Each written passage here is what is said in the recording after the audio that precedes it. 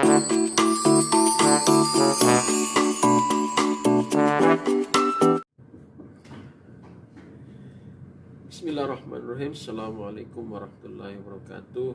Kita jumpa lagi. Alhamdulillahirabbil alamin. Wassalatu wassalamu ala asyrafil anbiya'i wal mursalin wa ala alihi wa ashabihi ajma'in. Rabbi shrah li sadri wa yassir li amri wal 'uqdatam min lisani yafqahu qawli. Kali ini kita akan membahas sejarah Islam terkait dengan sahabat Nabi Muhammad SAW yang paling dekat, yang juga merupakan mertua dari Nabi kita Muhammad SAW, yaitu Abu Bakar As-Siddiq. Beliau lahir 2 tahun setelah tahun gajah.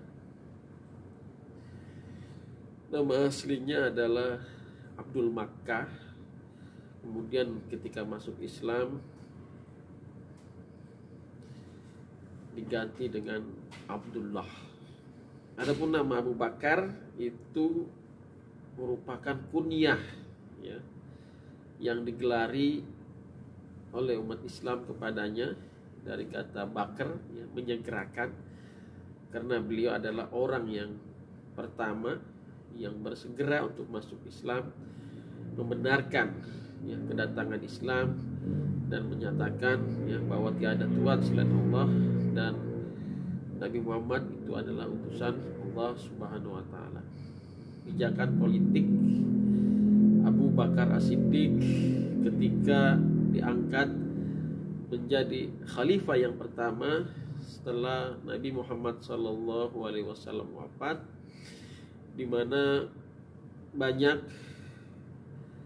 masyarakat yang menjadi murtad dan ada juga yang tidak murtad tapi enggan membayar zakat. Maka keputusan beliau adalah untuk memerangi mereka yang enggan membayar zakat karena beberapa faktor.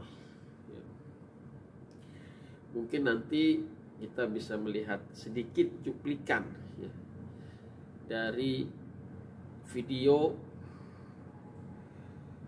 Umar bin Khattab yang di dalamnya juga memperlihatkan kisah khalifah yang pertama Abu Bakar As-Siddiq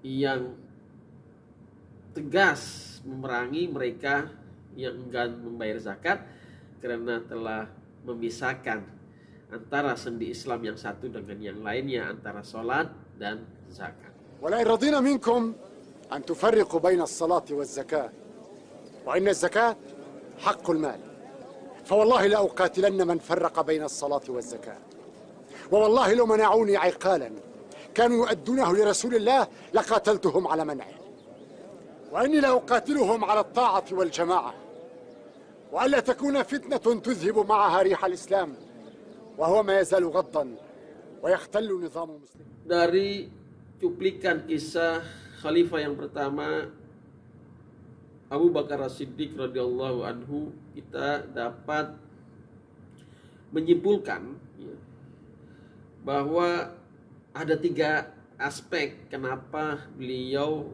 memerangi orang-orang Muslim yang enggan membayar zakat. Yang pertama aspek ekonomi, kedua aspek politik, dan yang paling terpenting adalah aspek agama. Yang paling terpenting yaitu aspek agama, ya. Mereka yang enggan membayar zakat menurutnya telah memisahkan pilar-pilar Islam, telah memisahkan antara zakat dan sholat. Maka orang-orang seperti ini harus diperangi. Yang kedua, aspek ekonomi. Beliau menyatakan bahwa di dalam harta itu ada hak zakat, ya.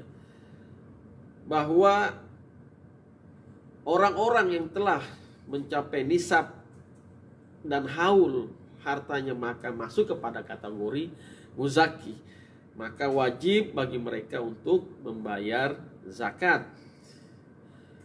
Kenapa? Karena zakat merupakan instrumen distribusi kekayaan yang diambil dari orang-orang yang mampu, kemudian disalurkan kepada orang-orang yang membutuhkan, yang termaktub di dalam Al-Quran surat At-Taubah yang terdiri dari 8 asnaf.